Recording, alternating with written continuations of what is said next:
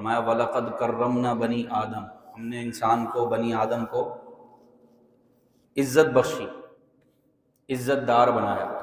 تو اب جو ایسی حرکتیں کرے جو عزت کے منافی ہوں، جس کی وجہ سے بندے کو ذلیل ہونا پڑے، سمجھ جائیے کہ وہ انسان نہیں ہے، کیونکہ اللہ نے انسان کو تو عزت دار بنایا، اور عزت دار جبھی ہوگا بندہ جب وہ عزت والے کام کرے گا، اور جب اس کے کام ہی گھٹیا ہوں، دو نمبری کر رہا ہو، جس کی وجہ سے ذلت اس کا مقدر بنے، تو وہ اپنے اشرف المخلوقات ہونے کے خلاف عمل کر رہا ہے۔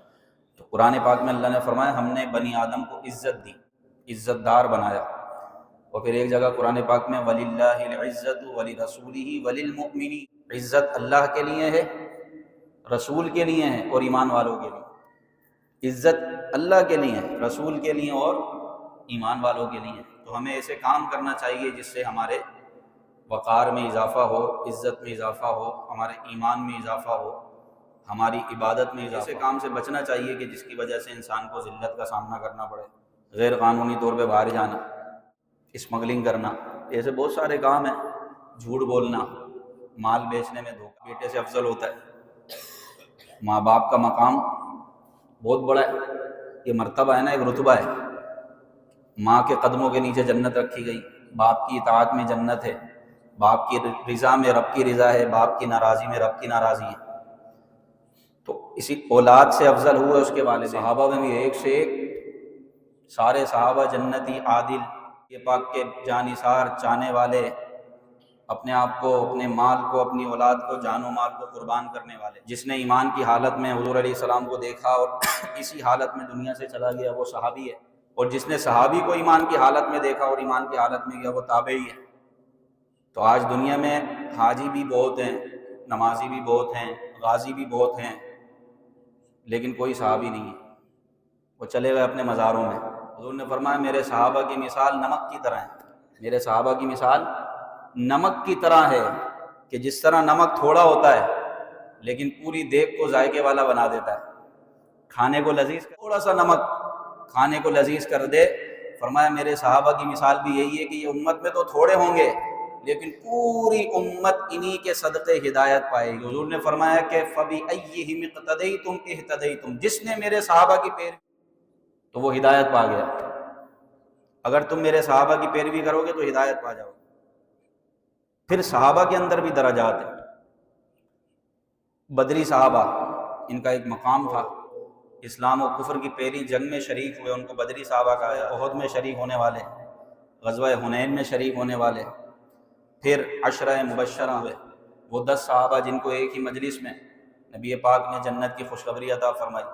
پھر ان عشرہ مبشرہ میں سے بھی خلفائے راشدین، خلفائے اربعہ، 4 خلفاء، اور پھر ان خلفائے اربعہ میں بھی شیخین، یعنی سیدنا صدیق اکبر و فاروق اعظم، اور شیخین میں سے بھی سب سے افضل و اعلیٰ سیدنا ابو بکر صدیق رضی اللہ تعالیٰ۔ تو اس بات پر امت کا اجماع ہے کہ نبیوں کے بعد امت میں سب سے افضل و اعلیٰ، انبیاء کے بعد، کیونکہ نبی تو سب سے افضل، نبیوں کے بعد اگر امت میں کوئی افضل و اعلیٰ ہے تو وہ جناب سیدنا ابو بکر صدیق رضی اللہ تعالیٰ۔ اور یہ آج کا ہمارا ٹاپک ہے، افضلیت صدیق اکبر رضی اللہ تعالیٰ عنہ۔ ایک بہت پیاری روایت سیدنا فاروق اعظم رضی اللہ تعالیٰ عنہ فرماتے ہیں، یہ ترمذی شریف کی روایت ہے، خود فاروق اعظم رضی اللہ تعالیٰ عنہ فرما رہے ہیں، آپ فرماتے ہیں کہ ابو بکر ہم سب کے سردار، ابو بکر صدیق ہم سب میں سردار ہیں، ہم سب میں بہتر ہیں۔ رسول اللہ صلی اللہ علیہ وسلم کے نزدیک وہ ہم سب میں ان کے سب سے زیادہ محبوب۔ یہ ترمذی شریف کی روایت ہے اور صحیح ترین روایت۔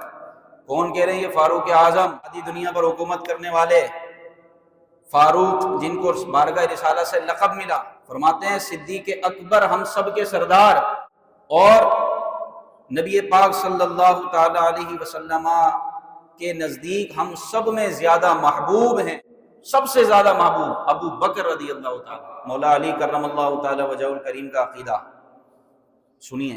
حضرت سیدنا اسبغ بن نباتہ یہ بیان کرتے ہیں، روایت ہے، فرماتے ہیں میں نے خود حضرت علی کرم اللہ تعالی وجہہ الکریم سے پوچھا، استفسار کیا، اس امت میں رسول اللہ کے بعد سب سے افضل کون ہے؟ اس امت میں رسول اللہ کے بعد سب سے افضل کون ہے؟ تو خود مولا علی فرماتے ہیں کہ اس امت میں سب سے افضل ابو بکر صدیق رضی اللہ تعالیٰ۔ کون کہہ رہے ہیں؟ مولا علی۔ ان کے بعد فاروق اعظم اور پھر عثمان غنی، اور پھر حضرت علی خاموش ہو گئے۔ پھر آپ نے فرمایا اس کے بعد پھر میں۔ ترتیب افضلیت کی کہ سب سے افضل و اعلیٰ سیدنا صدیق اکبر۔ روایت ہیں، لوگ بولتے ہیں تم نے اپنی طرف سے بنائی ہے یہ حدیثوں میں موجود ہے۔ ایک دوسرے کے بارے میں صحابہ سوال کرتے تھے۔ آپ سنیں سیدنا ابو ہریرہ رضی اللہ تعالیٰ عنہ، ابو ہریرہ رضی اللہ تعالیٰ عنہ کہتے ہیں، کنز العمال شریف کی روایت ہے، وہ کہتے ہیں کہ ہم آپس میں بڑی محبت رکھتے تھے صحابہ، اور ہم سے زیادہ آپس میں محبت رکھنے والا کوئی نہیں تھا۔ تو ہم صحابہ کرام کے مراتب بیان کرتے تھے، جب ہم بیٹھتے تو ہم صحابہ کرام کے مراتب بیان کرتے، اور مراتب بیان کرتے ہوئے ان کے رتبے بیان کرتے ہوئے یوں کہ اس امت میں نبی کریم صلی اللہ علیہ وسلم کے بعد سب سے افضل ابو بکر ہیں، اور ان کے بعد حضرت عمر ہیں، اور ان کے بعد حضرت عثمان ہیں۔ ہم یوں مراتب بیان کرتے صحابہ کرام علیہم رضوان کے۔ تو یہ صحابہ کے درمیان بھی یہ مسلم تھا، اور سب کو یہ معلوم تھا کہ صدیق دا پہلا نمبر، دمادم مشق کلندر صدیق دا پہلا نمبر۔ صدیق اکبر رضی اللہ تعالیٰ عنہ وہ پہلے ہیں جو سردار ہیں، جو سب میں بہتر ہیں، اور نبی پاک صلی اللہ علیہ وسلم کے سب سے زیادہ محبوب ہیں۔ آپ وہ مشہور روایت پڑھیں کہ نبی پاک صلی اللہ علیہ وسلم فرماتے ہیں میں نے سب کا قرض اتار دیا، میں نے سب کے احسان کے بدلے دے دیے سوائے ابو بکر۔ جس نے جو مجھ پر احسان کیا تھا سب کا قرض میں نے اتار دیا سوائے ابو بکر کے، کہ کل قیامت کے دن اللہ تعالیٰ ان کے احسان کا بدلہ انہیں دے گا۔ آج بھی امت پر احسان ہے ابو بکر کا، آج بھی ان کا قرضہ باقی ہے امت پر۔ قیامت کے دن اللہ تبارک و تعالیٰ ان کے احسان کا بدلہ انہیں عطا فرمائے۔ صحیح روایت، یہ بخاری شریف کی روایت اب سنانے لگا ہوں آپ۔ حضرت محمد بن حنفیہ، یہ حضرت علی کے شہزادے ہیں دوسری زوجہ سے، حضرت محمد بن حنفیہ۔ حنفیہ کنیت تھی ان کی، بڑے مشہور ہیں اپنی کنیت سے۔ یہ مولا علی کے شہزادے ہیں، اور یہ بخاری شریف میں روایت موجود ہے۔ انہوں نے پوچھا حضرت علی سے کہ بابا جان بتائیے نبی کریم صلی اللہ علیہ وسلم کے بعد سب سے افضل کون ہے؟ سب سے افضل کون ہے؟ یہ سوالات صحابہ کرام کیا کرتے تھے، اس لیے نہیں کرتے تھے کہ ان کو کوئی تردد ہو، کیونکہ اس وقت بھی کچھ ایسے لوگ پیدا ہونا شروع ہو گئے تھے جو شیخین کریمین پر انگلی اٹھاتے تھے، اور نبی پاک کی غیبی خبریں صحابہ کرام نے سنی تھی، تو اس کے تحت وہ سوالات کرتے کہ آپ بتائیے، مولا علی سے سوال کر رہے ہیں آپ کے شہزادے کے، بتائیں نبی کریم صلی اللہ علیہ وسلم کے بعد سب سے افضل کون ہے؟ سب سے افضل کون ہے؟ تو حضرت علی کرم اللہ تعالی وجہ الکریم کہتے ہیں کہ ابو بکر ہم میں افضل ہے۔ پھر میں نے پوچھا ان کے بعد کون؟ تو آپ نے کہا کہ عمر۔ تو محمد بن حنفیہ کہتے ہیں کہ اب میں نے دل میں سوچا کہ حضرت عمر کے بعد تو آپ اپنا نام لیں گے، پھر میں نے کہا حضرت عمر کے بعد افضل کون ہے؟ تو انہوں نے حضرت عثمان کا نام لیا۔ تو پھر انہوں نے سوال کیا بابا جان آپ؟ تو آپ نے عاجزی اختیار کرتے ہوئے فرمایا میں تو ایک عام سا آدمی، مولا علی کرم اللہ تعالی وجہ الکریم۔ آپ کا خود یہ جملہ ہے اور یہ روایت موجود ہے۔ امام سیوطی نے اس بات کو ذکر کیا کہ حضرت علی فرماتے تھے کہ جو مجھے شیخین پر فضیلت دے، شیخین پر فضیلت دے، اسے میں حد مفتری کی سزا دوں گا، مفتری کی حد لگاؤں گا 80 کوڑے، اگر کوئی مجھے شیخین پر فضیلت دے۔ اس کا مطلب کہ مولا علی کے زمانے میں شیخین پر تبرہ کرنے والے اور شیخین پر حضرت سیدنا صدیق اکبر اور فاروق اعظم پر فضیلت دینے والے لوگ موجود تھے۔ آپ جلال میں آ کر کہا کہ ان کو اپنے ہاتھوں سے کوڑے لگاؤں۔ صدیق اکبر وہ اعلیٰ اور سب سے بلند اور رتبہ رکھنے والی شخصیت کے مولا علی ابھی نابالغ تھے، اور صدیق اکبر رضی اللہ تعالیٰ عنہ بھرپور جوانی میں۔ آپ اس وقت ایمان لے کر آئے نبی پاک صلی اللہ علیہ وسلم پر جب سب پورے مکہ نے آپ کا انکار کر دی۔ بھرپور عین جوانی میں، بڑے تاجر، بڑا بزنس، ان کو پتا تھا میں سب سے ٹکر لے لوں گا۔ ایک بچہ ایمان لے کر آئے، اس کو کون نقصان پہنچائے؟ بھائی ایک چھوٹا بچہ 15 سال کا، 12 سال کا، 10 سال کا ایک چھوٹا بچہ اگر ایمان لے کر آئے، اس سے لوگوں کو کیا نقصان ہوگا؟ نقصان تو جب ہوگا کہ ایک مکے کا بڑا تاجر ایمان لے کر، ایک مکے کا بڑا سردار ایمان لے آئے۔ وہ جانتے تھے پورا عرب میرا دشمن بن جائے گا۔ ایسے موقع پر کہ جب نبی پاک صلی اللہ علیہ وسلم کا سب نے انکار کیا، سیدنا صدیق اکبر ایمان لے کر آئے، اور کسی تردد کے بغیر چند نشانیاں دیکھی، اور اپنے سفر میں اس راہب سے چند نشانیاں سنی، واپس آئے، نبی پاک صلی اللہ علیہ وسلم میں وہ نشانیاں موجود پائیں، حضور نے ایمان کی دعوت دی، آپ کلمہ پڑھ کر مسلمان ہو گئے۔ سب سے پہلے ایمان لانے والے مردوں میں سیدنا صدیق اکبر اس وقت ایمان لے کر آئے۔ کیا بات ہے سیدنا صدیق اکبر کی، ان کا مقابلہ کر کون سکتا ہے؟ میں سب سے پہلے اور مالداروں میں سب سے پہلے ایمان لانے والے سیدنا صدیق اکبر رضی اللہ تعالیٰ عنہ۔ آج لوگ ان کے ایمان پر بات کرتے ہیں، معاذ اللہ تبرہ کرتے ہیں۔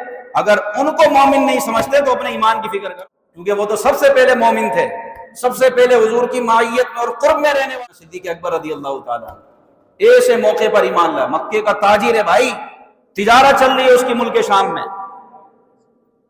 اور سب انکار کر رہے ہیں، سب دشمن ہوئے ہیں نبی پاک صلی اللہ علیہ وسلم کے، ایسے موقع پر ایمان لے کر آئے، نبی پاک کے ساتھ رہے، قدم قدم پر حضور کی حفاظت کی، اپنی جان، اپنا مال، اپنی اولاد حضور پر قربان کی۔ ایسے ہی نہیں فرما دیا نبی پاک نے کہ میں نے سب کا احسان اتار دیا سوائے ابو بکر کے، کہ اس کا احسان اللہ قیامت کے دن انہیں دے گا، اس کا بدلہ اللہ قیامت کے دن انہیں عطا فرمائے۔ بہت بلند و بالا شخصیت اس لیے ہے، سارے مفسرین، محدثین، مجتہدین سب کا اجماع ہے، کریم صلی اللہ علیہ وسلم کے بعد سب سے افضل، اعلیٰ اور بہتر اس امت میں کوئی ہے تو وہ جناب سیدنا صدیق اکبر رضی اللہ تعالیٰ۔ یہ سنت پر چلنے والوں کا عقیدہ ہے، سنیوں کا، اہل سنت کا، جو سنت پر چلنے والے ہیں، جو قرآن و حدیث کو ماننے والے ہیں، ان کا عقیدہ ہے کہ سیدنا صدیق اکبر مسلمانوں کے پہلے خلیفہ اور پہلے امام ہیں نبی کریم صلی اللہ علیہ وسلم کے بعد۔